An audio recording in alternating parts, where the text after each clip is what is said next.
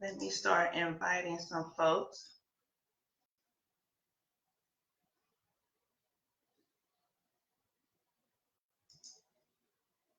All right, let's invite some people, let folks know that we are on live. Welcome, welcome, guys. Come on in.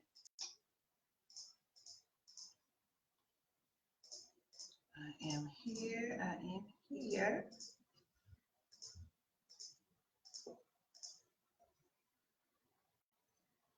See, still letting me invite folks.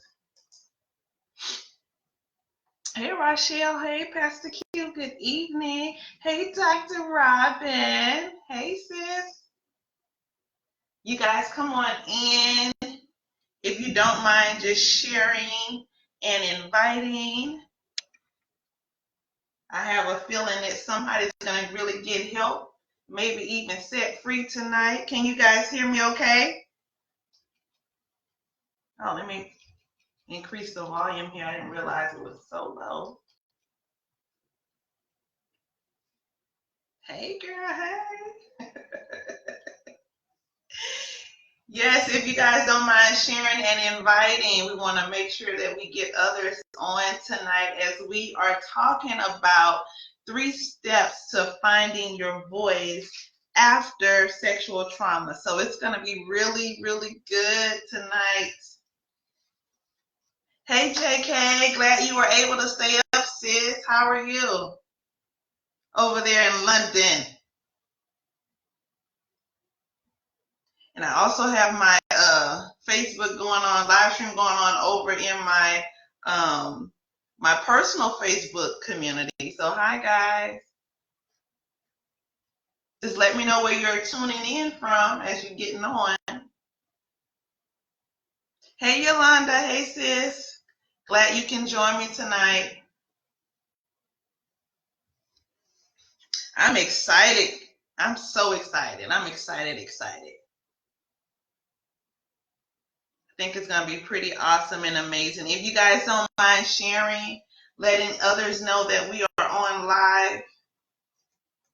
I did some sharing as well. Let me see if there's any other sharing. Okay, that's the viewers. Hopefully you guys had, nope, you didn't miss it. I'm on now. Hopefully you guys had an incredible week. I'm liking this Friday night live stream, coming in and just kind of meeting with you all. Very casually, we're talking, we're coming together, we're having dialogue. So I'm kind of liking that. I thank you guys for showing up. You could have definitely been doing anything else right about now, but thank you for tuning in and for showing up. We're probably going to wait another 15 seconds. And then we will get started. As I told you guys, we are talking about in our Be Fearless series, our Be Fearless Fridays, we are talking about tonight 3 steps to finding your voice after sexual trauma. And so I just want to share with you a couple of things that have helped me and just so many realities that I'm starting to see, right? So many realities that I've experienced once I just began to just tell the truth about all of this. And so welcome. Hey, Dr. Alusa, glad to see you, sis. Thank you guys for joining in, for tuning in, for sharing and inviting and letting others know that we are on live. We're going to go ahead and get started. I want to welcome you again tonight to Be Fearless Friday. We are discussing 3 steps to finding your voice after sexual trauma. My name is Eryka T. Johnson. I am one of the Fearless Visionary Sisters whose story has everything to do about living a secret life of sexual trauma, where it began at the age of 9 and it continued, till I actually even got in college and was gang raped. And so very tumultuous story, and it's an incredible, almost like a miracle that I'm even still here. It's a miracle that I even have all of my mental facilities. I mean, it's a miracle that I'm still able to communicate the way that I communicate. There's so many things about my life that is a miracle. There's so many things about my life. Hey, Katina, glad to see you. That now I understand why it was so important for me to be an individual who made it through on the other side of sexual trauma, that I can now stand as a voice, right? And so that's one of the first things that I think we all should understand, is that having a voice is a sign of freedom. You hear me? Having a voice is a sign of freedom.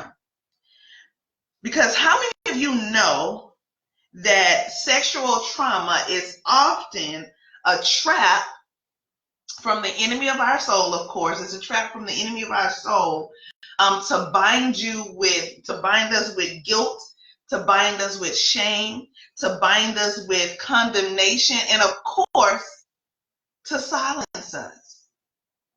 So having a voice indicates that there's some bit of freedom there, right? So the topic that we're talking about tonight is really geared towards helping you to be free. Now, if you've been joining us on Friday nights, we've been sharing some incredible things. I know the first time we met, we just talked about, what are 3 things that you can do to kind of heal in this journey of having gone through sexual trauma.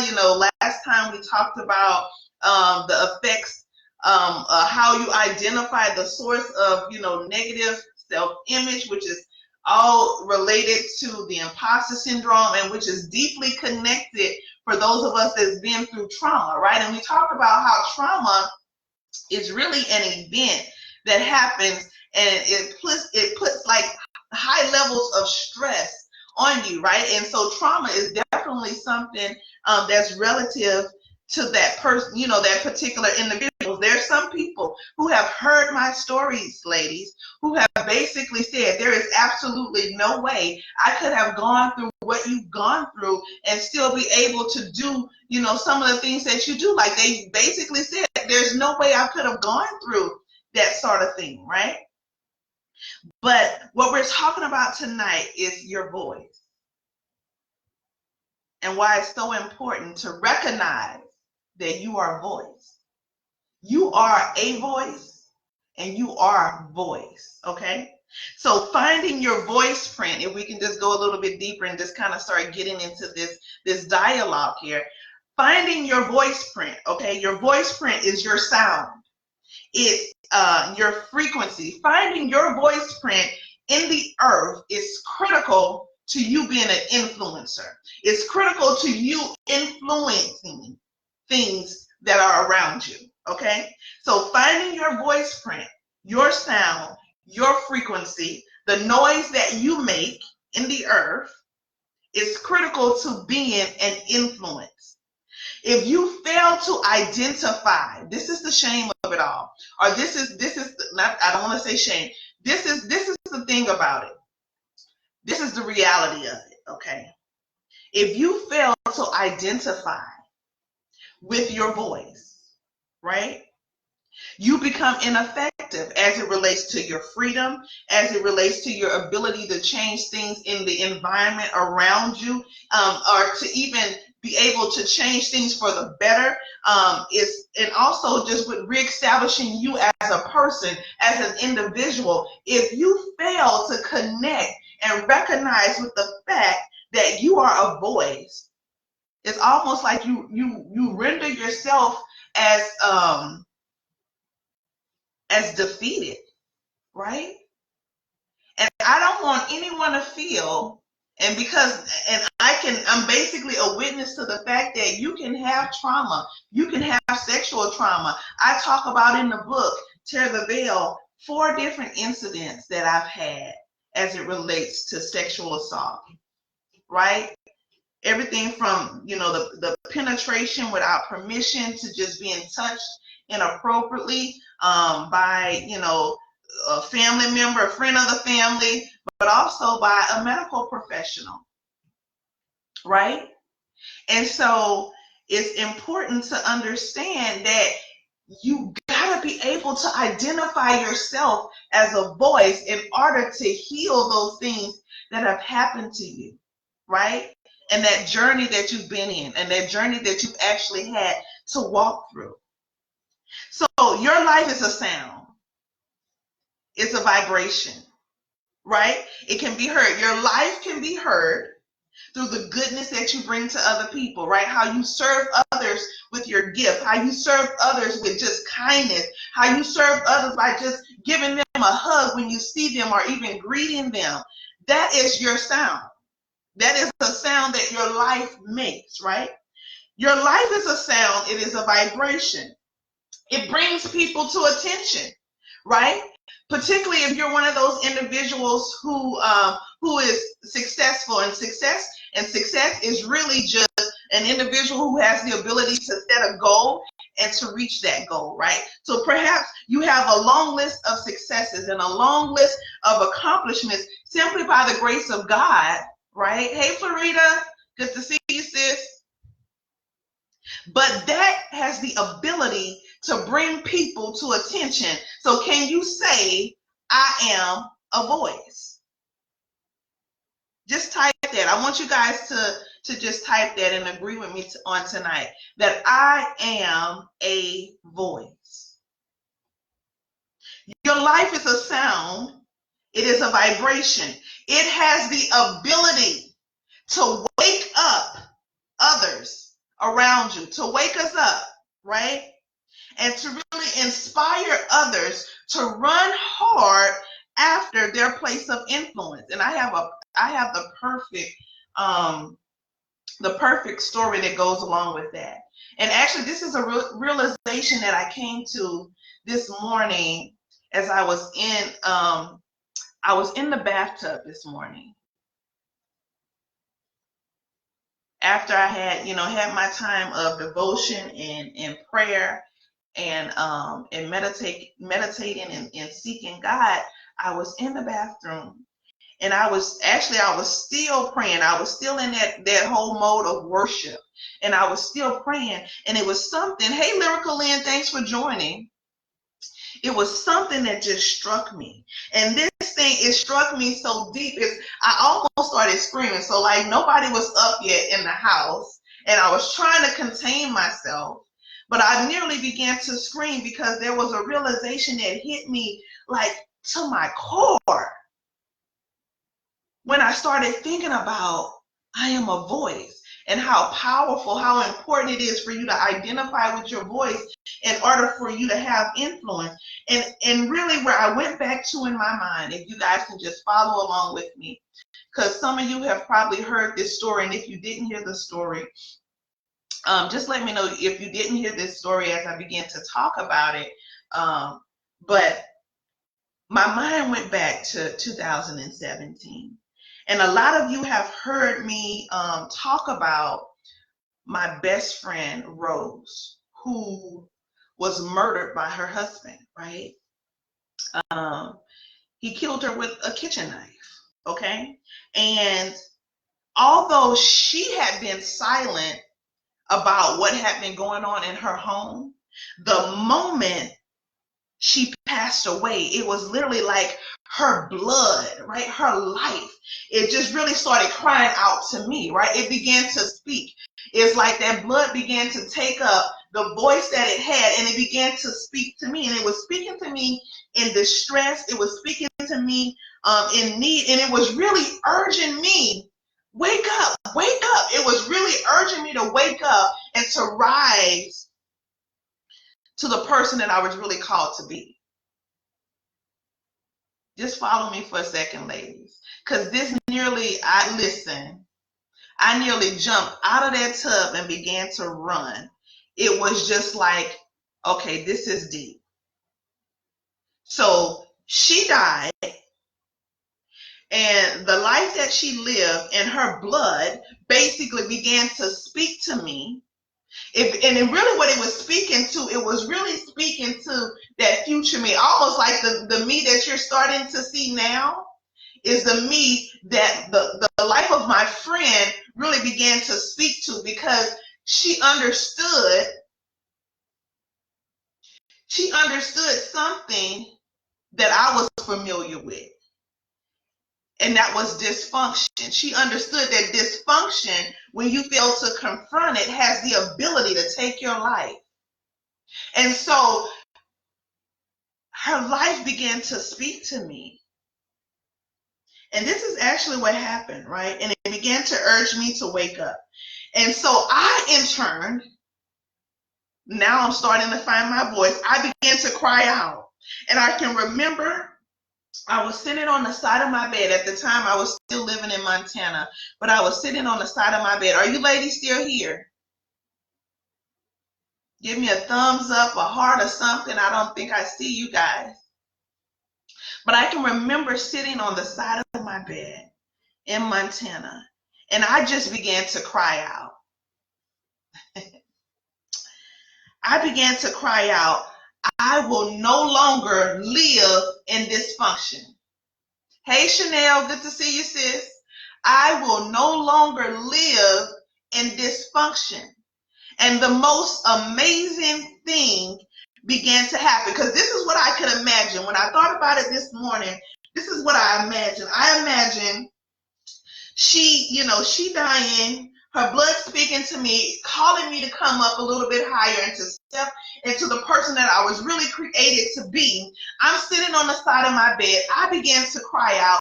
I began to proclaim, because a voice is a sound, it's a proclamation. So I've made the proclamation that I will no longer live in dysfunction, and this is what I imagine happening. I imagine that my source, my Father, my God, and all of heaven began to rejoice, because finally the environment was set in place. The environment had arrived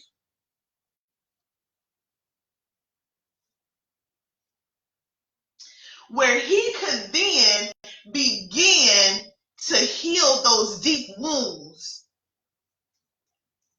that had happened in my life, right?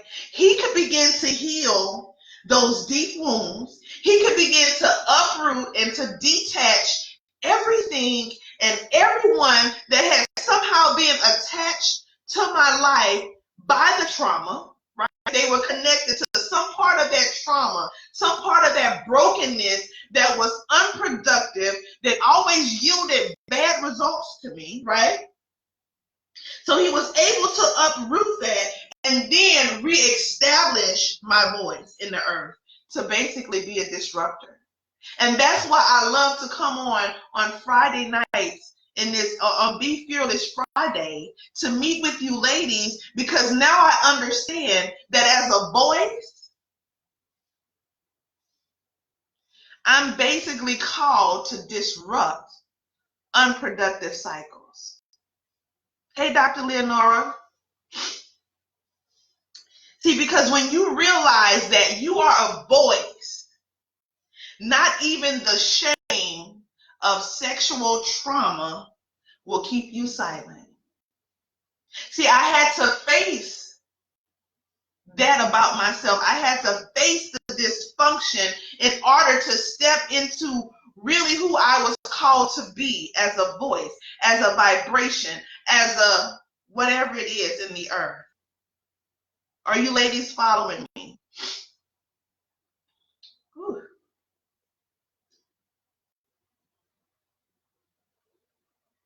So Dr. Alusa is saying, stand as a voice, hashtag stand as a voice. JK is saying, having a voice is a sign of freedom. Having a voice is a sign of freedom.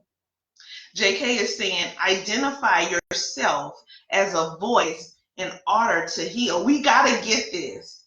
I'm trying to give it to you guys the best way that I can, the simplest way that I can give it to you. But your voice, so basically there is a voice print, just like you know how when it comes to this is a good one, when it comes to the President of the United States, okay, there are these launch codes, right, that only he knows, and the only way to unlock the launch codes is if he basically becomes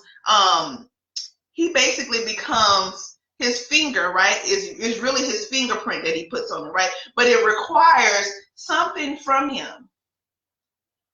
In this case, it's his fingerprint, but we're talking about your voice print. But the only way these codes can be unlocked is if his fingerprint is applied that really allows it to open up. And so what I'm saying is, in order to have your life opened up as an influencer, right, and to be a voice, that you have to do this.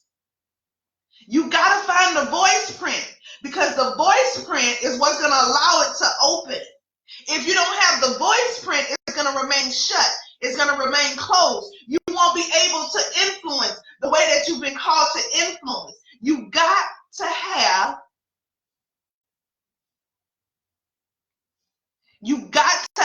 the voice print to be unlocked in a way that your gift can help someone else's.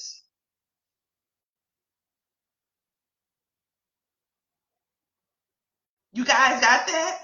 Did I lose you? Let me know if I lost you guys. If you're still with me, put a 1 in the comment. I'm gonna just wait a second. I'm gonna wait a second because I want to make sure that you ladies have gotten this, and then I'm gonna go ahead and give you 3 steps. Okay? Hey Yolanda, good to see you.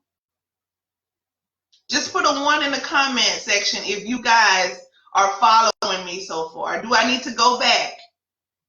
Are you guys understanding what I'm saying?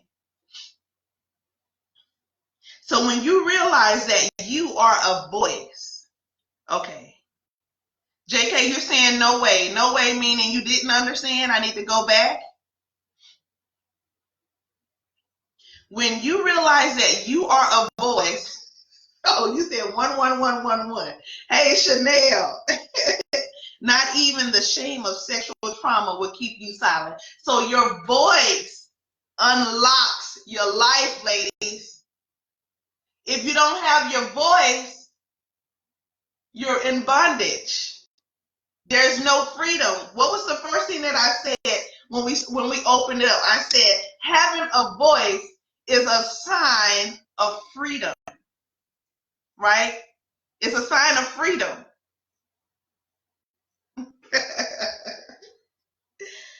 Okay, so here's the steps. Let's just kind of go through the steps. I'm not going to keep you guys too long tonight. I didn't realize last week the teaching was so good. We went a long time last week, but I'm not going to keep you guys that long tonight, okay? So step number 1. So we're talking about 3 steps to finding your voice after sexual trauma, right? So step number 1 is you need to release your abuser. So step number 1 is release your abuser, right?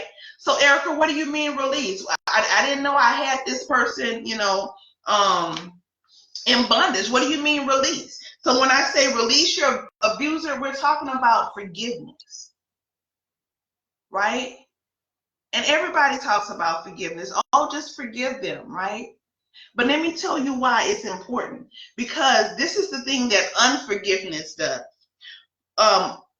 When you fail to forgive, so unforgiveness creates what is called a block, okay? And this block typically hinders you from being free-flowing. It hinders you from being the person that you were created to be, the person that you are. It hinders your personality. It hinders you from showing up the way that you're used to showing up. It's hindering you from having that joy unspeakable that you are used to having, or having that peace of mind that you're used to having. Unforgiveness creates a block in your life. Now, for some of you guys, you may say, well, that's okay. I want to kind of hold on to it for as long as I want to hold on to it. But I don't know about you ladies, but for me, when it comes to having those type of blocks, I understand the cost of that. Because what I understand for me is if I hold on to it, right? If I let that block stay there for any given amount of time, what it does for me personally, and maybe this is not the same for you, but it almost blocks my blessings. And I'm an individual who's constantly sowing into other people, and so my harvest is constantly coming up. So in order for me to make sure that I didn't sow in vain, that I didn't plan in vain, that's where the forgiveness comes in, right? If you don't forgive, then you create a block. If you're okay with creating a block, then that's you. But for me, it's important to forgive and to release. And I can tell you, for me, that it wasn't now this is how I look at it, like, okay, I need to make sure that I do it so that my blessings continue to flow. But even back then, it wasn't the easiest thing to do. And you remember how we talked about how we will never heal from something that we say, okay, let's just be quiet about it. Let's, move on and just put it in the past. If you never confront it, you will never really heal from it. And so you release your abuser because you're trying to heal, right? The intention is for you to heal from this. Thanks, Chanel, for sharing. I appreciate it. You want to heal from it, okay? So if unforgiveness creates a block, forgiveness creates the opposite, right? It opens you up. It allows allows that flow to happen, right? Forgiveness is also the key to accepting yourself again. Because what happens with the sexual trauma is it causes like this immediate guilt to come on you, right? And it's oftentimes the guilt of, if I would have did something different, if I wouldn't have shown up at that place, if I wouldn't have. It's like you keep making those type of statements. If I wouldn't have did this, or if I wouldn't have trusted this person, or if I wouldn't have, then it would not have happened. That's what the trauma, the sexual trauma comes in, and the first thing that begins to speak to you is guilt. But when you learn to forgive, you're also allowing yourself to experience the forgiveness too, so that you can now go back and accept who you are and accept the fact that you cannot control another individual's actions. Hey, Brenda, good to see you. That you can't control another individual's actions, that somehow you got caught up with the fact that the person that abused you, honestly, they had something that was going on with them too. And somehow you just got caught up in the crossfire. Because that's not a natural thing, just to physically and sexually abuse someone. That's a person who is sick, someone who themselves is dealing with something. So forgiveness allows you to accept yourself again, right? And it allows you to release that guilt that tells you you should have did something differently. But this is also what happens. It has the ability to free you, right? And this whole conversation is about freedom, right? We're trying to release our voice. So we got to get free in order to release our voice. But it releases you, right? It causes you to be free, regardless of if that person ever comes to you to say, I'm sorry. If that person ever comes to you to say, I beg your pardon. If that person ever comes to you and say, please forgive me, it allows you to be free. Because at the end of the day, it's more about you than it is about them. We're talking tonight about 3 steps to finding your voice after sexual trauma. So forgiveness is important for you to finding your voice, regardless of if the other person that committed the crime against you actually fesses up, actually comes clean, actually comes to you and begs your forgiveness. That doesn't even matter. But it's about you being free so that your life can be opened up. Okay? That's step number 1. Did everybody get that? Step number 1 was to release your abuser. Ladies, you are really quiet tonight. How's everybody doing?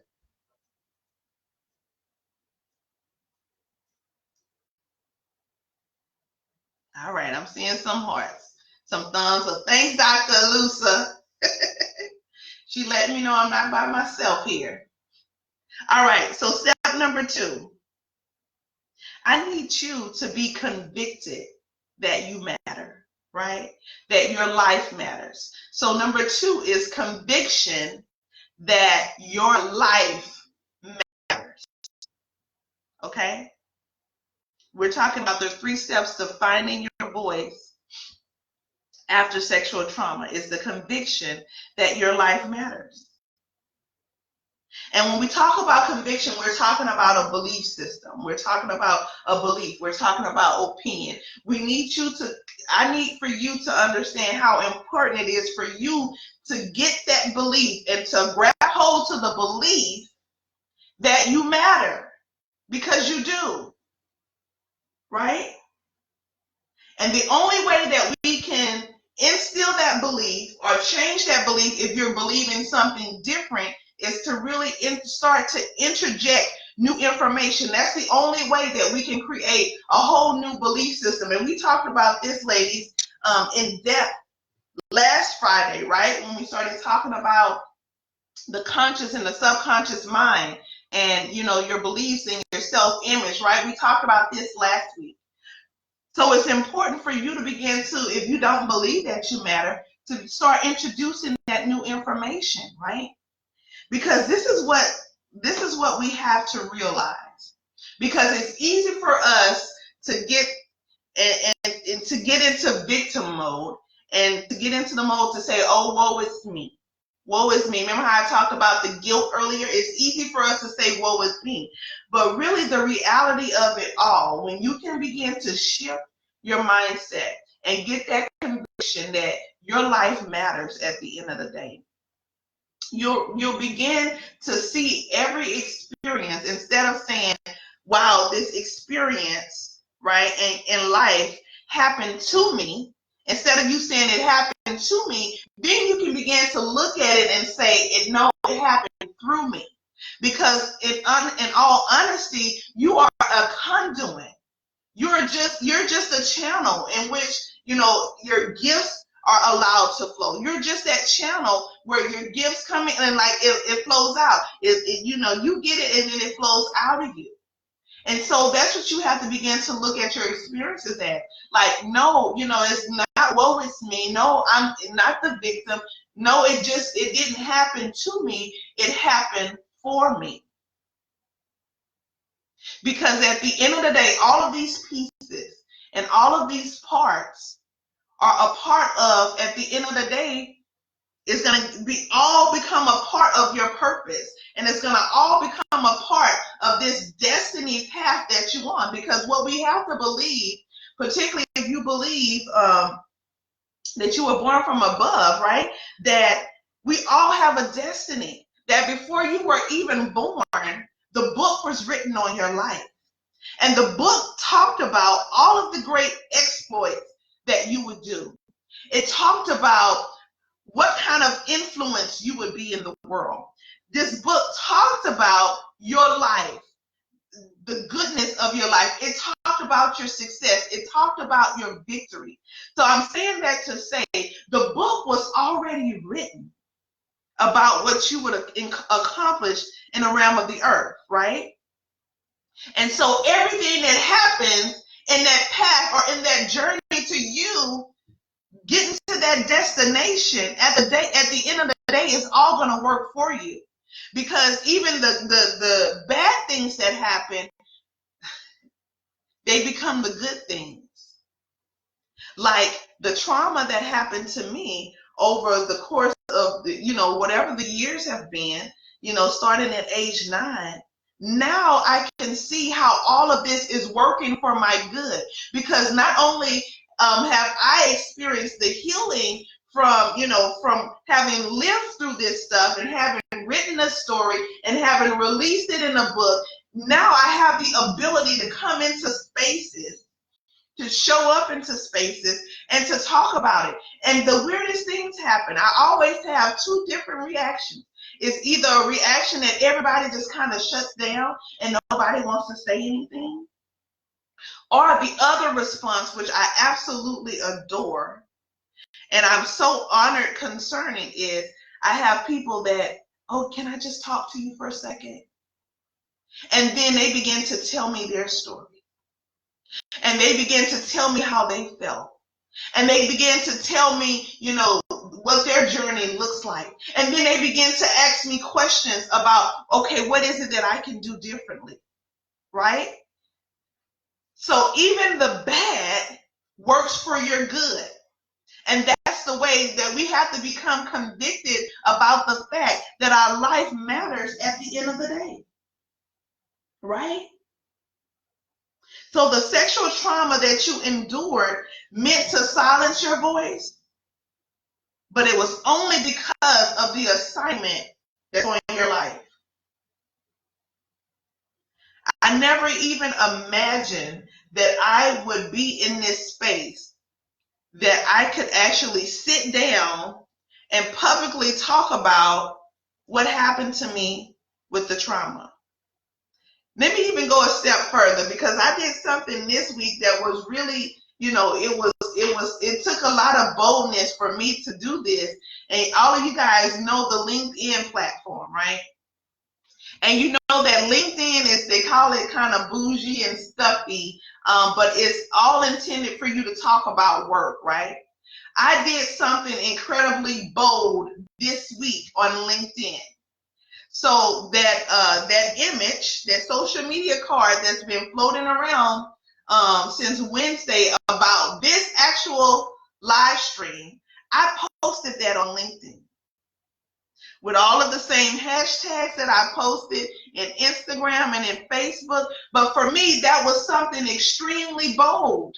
Like I would have never, even when I posted the one from last week because it didn't say sexual trauma, sexual assault, sexual violence on there. It didn't have any of those words or that messaging. So I posted that one last week. But the first one we did, when we talked about healing, the 3 ways of healing from sexual violence, I didn't post that one because I was like, wait a minute, LinkedIn is really, it's really bougie. You're really supposed to strictly keep it professional, but I can't. Listen, this is what's been happening to me. There's been women in the corporate space, these professional women on my job who has been somehow drawn to me, who are now opening it up, talking to me about this happened to them or this happened to their sister, and their sister tried to commit suicide because she had been raped, some time before and didn't tell anybody. Like, I did something bold, but I'm thinking about the fact that, it takes you being bold. This is a bold message in which to talk about. And I know I'm in the space of corporate because there's women that are in the corporate arenas. A lot of them are high-level women who are executives who, they've moved along the ladder. They're professional women. They're women who look like they have it all together, but they may have a problem with gossiping. They may have a problem with stabbing other women in the back. They may have a problem with, making room for other women. There's something else that's deep. There's a backstory to why they're doing that. And I've been positioned perfectly in corporate to be able to address that, to be able to disrupt those cycles. So I was like, I pumped myself up to say, I'm posting it on LinkedIn. I don't care. I posted. Guess what? Maybe only one person liked it. But guess what I also saw? There were several women who came to my profile to look at my profile after I posted it. So it lets me know it's a message that's needed, but there may be individuals who's afraid, to publicly, which I can understand that. That's why I want to create a safe space retreat for these type of women who's afraid, who's not yet at the space where they can open up and talk about this freely. Hey, Tracy, good to see you, sis. JK says, oh my gosh, I've been having the same battle with LinkedIn. Listen, Jay, I've begun to find women. So the way that you can find these women that's talking about it, they kind of blanket everything under hashtag Me Too. right? Because everybody understands what Me Too was, basically accepted it. There are so many Me Too advocates that came forth, and now they're trying to teach, and they call it sexual harassment. But I say call a duck a duck. And I'm going to keep posting it. I'm going to keep posting it to really see what's going to happen. And I understand it may change some other dynamics with some other things that I'm doing in LinkedIn. But what I'm believing is that the right people will find me because of this. The right people would find me, hey, Sandra, because of the trauma. I want them to find me because of the trauma. Because the only way that I'll be able to be a part of stopping and disrupting the cycle of sexual trauma, whether you're a child, and it's happened to you as a kid, whether you're an adult and it's happening to you, whether you're in a marriage and it's happening to you, the only way that I can disrupt that is if I begin to speak it.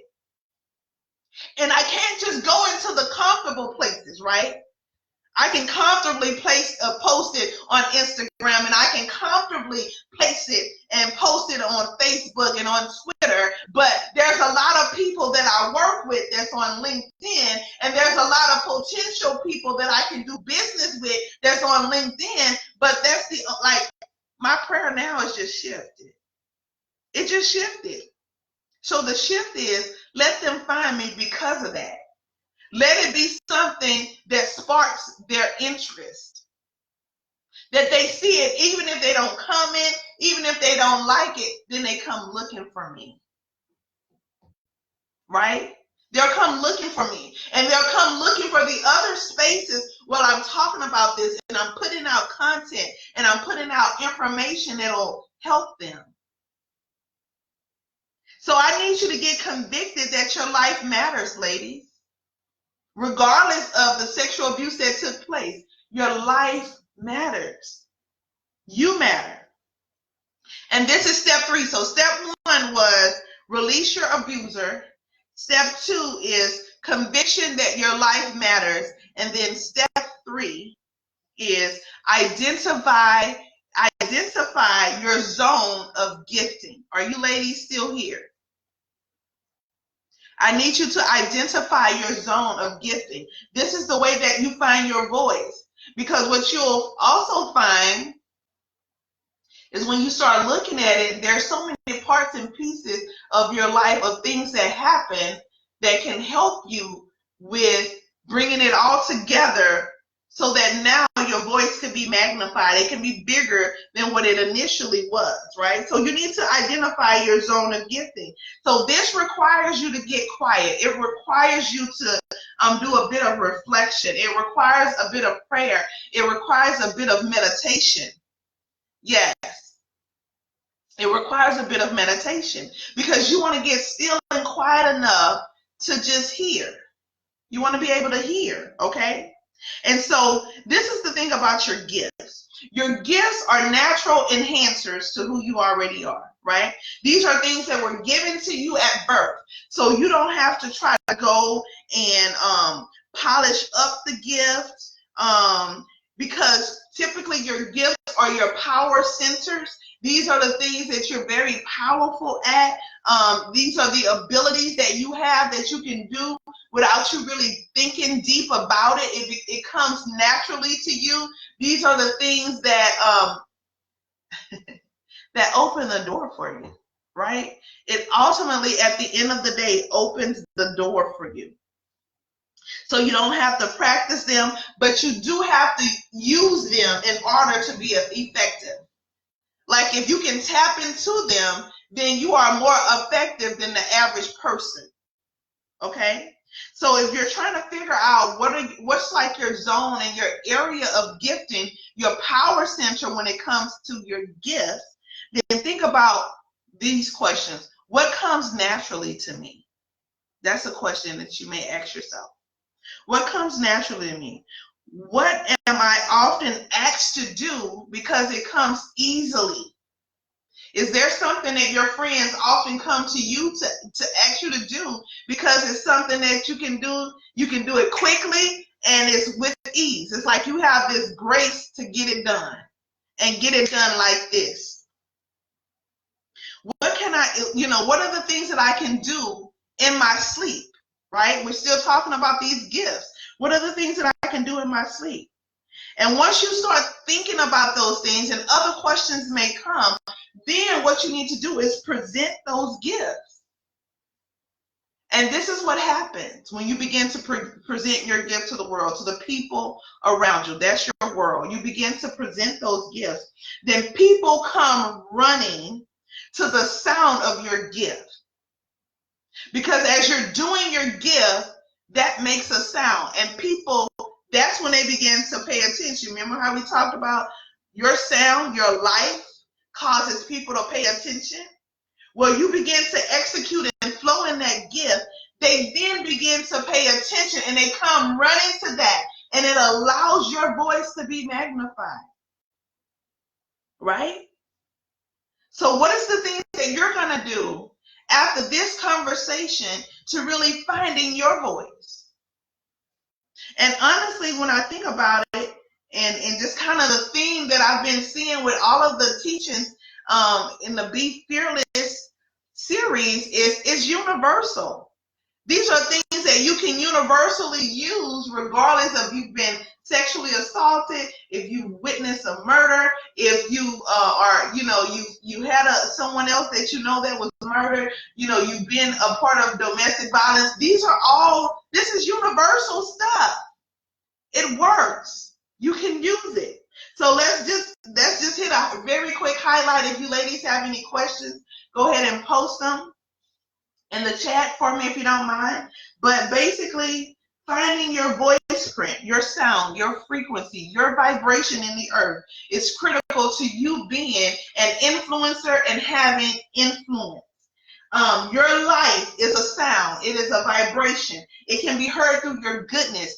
It can be seen in how you treat other people. It has the ability to wake others up and inspire them to really go after who they've been called to be. That's what you want to do as a voice. You want to inspire other people to step in. You want to call them up, right, to the level that they're supposed to be. You want to call them up to a higher standard to say, hey, it's time for you to stand as the tall man and really get to where you're supposed to be. And there's 3 steps that you can do to finding your voice. Number 1, you can release your abuser. You go through that process of forgiveness because you understand now after tonight's talk that unforgiveness will put a block in your life that can ultimately stop the flow of your blessings, right? It can ultimately stop you from really harvesting the fruit of everything that you've sown, right? Number 2, step number 2, conviction that your life matters. Your life is ultimately intended to be a blessing, to be something that is, revered in the realm of the earth. Your life matters. You are a conduit. You are a carrier. Things are supposed to flow through you. But if you are, for some reason, not convinced that your life matters, then it's hard to convince others that their life matters too. And step number 3, I want you to identify your zone of gifting because your gift is a natural enhancer to who you are. It is your power center. If you operate from the space of your power center, people can identify your gift and they can come running to the sound of your gift. The sound that your gift makes when you're using your gift and you're being effective at what you do. Okay, so those are the 3 steps, ladies. Are there any questions? Do you have any questions you want me to answer before we go ahead and call it a night? And then I just want to kind of hear from you, ladies. What else do you want to talk about when it comes to healing from sexual abuse? There's a lot of different things that that we can hit. One of the things I love to talk to women about is about like building confidence. What are some of the things that can boost your confidence? to really just kind of get you out there. How can you change the environments, that you in? How can you really create change as you are, finding your voice, as you are moving past your negative self-image, as you are healing on your healing journey? What are the things that you can do to create and impact change around you? So I definitely want to thank you, ladies, for joining me tonight. We will definitely meet. So it's going to be tricky next Friday because I'll be traveling to Atlanta on Friday, probably around this time, for Yolanda Dupree's event, an incredible event. She's going to be doing a Write Your Vision conference retreat, as well as have the red carpet lunch for our Atlanta area, a part of the book tour where she's going to be launching in Atlanta is a formal attire affair. So the kids and I have gone out. I've gotten my dress. My daughter's gotten her gown. My boys have gotten their tuxedos. So we're ready for this event. We're ready to go and to celebrate with the other Fearless Visionary sisters. So if you are in the Atlanta area, June the 22nd, which is next Saturday, join us for the Write Your Vision conference and for the red carpet event where we're going to be launching Tear the Veil. Fearless Visionaries Tear the Veil. Yes. Hey, KK, good to see you. You're going to have to go back and watch the replay, sis. These are great tips. I was taking it. Oh, good, Jay. Thank you. I'm glad it helped you. Wow, that event is going to be lit. You hear me? We're excited about it. So I will just kind of play it by ear. I might be able to just do the live stream, from the airport. I might just take you guys, let you guys be live as, me and the kids are just kind of moving around. So that's going to be interesting.